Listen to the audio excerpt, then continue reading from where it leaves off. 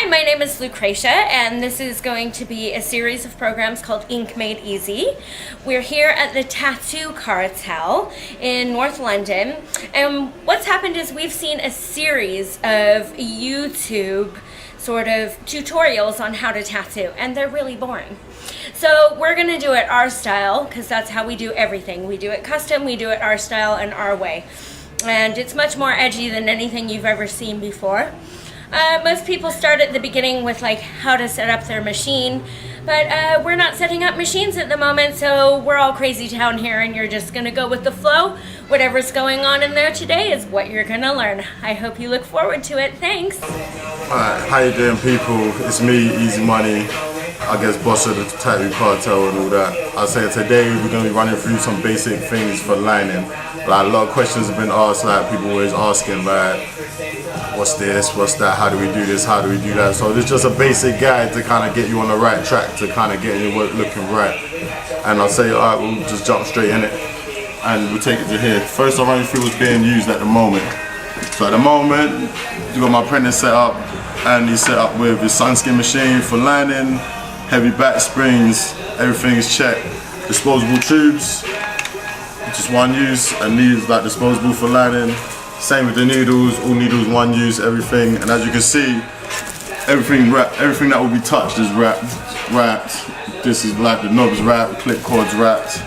And I'll say everything's just a really clean and sterile environment. So first things first, you want to make sure your station's clean and ready to tattoo. And I guess we run you into it. It's my apprentice George. And George will run you through the basics of what we're doing. So today he's got him on a practice skin. He's doing a little bit of lettering freehand, and he's doing an old school rose design, really smooth lines, very simple but very heavily based on line work and how good the lines are. And so I'd say I will jump straight into it first. Yeah, take your machine.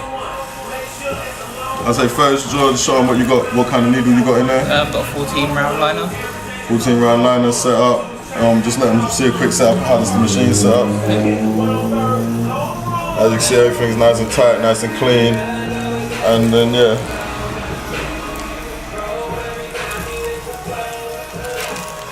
The key to hanging a good line is first to make sure your machine's running nice and steady and that. So if you run your machine, like as you can hear, that's very steady. Very aggressive sounding, but very steady. And so basically we start with this line here, and basically George's going to hang the line from point to point. So part of doing smooth lines is being able to keep the same pressure from point to point. And so yeah, George, would you hang a line for me please, while I get some gloves.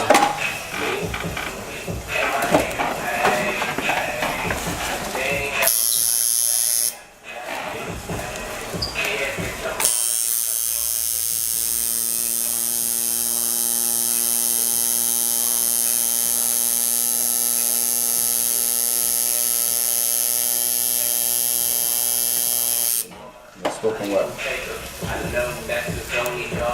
That is very popular, man.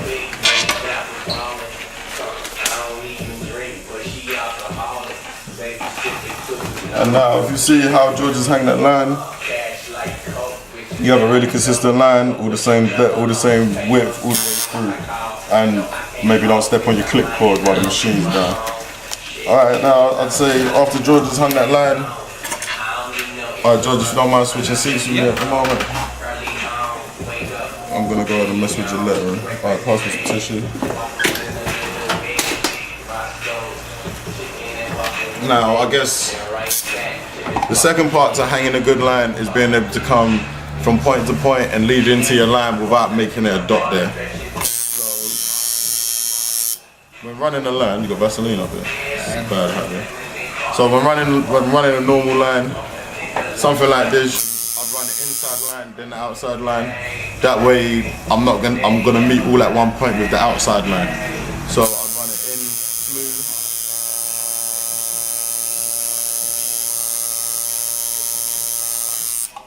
On a smooth line in like that.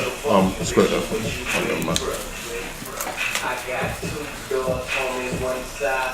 I'm really not good at working on practice again.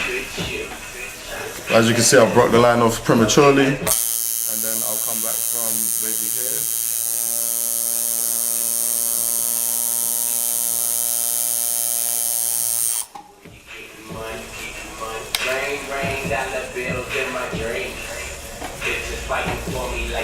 And as you can see, once I've wiped it, as you can see, everything ends at a really nice point there.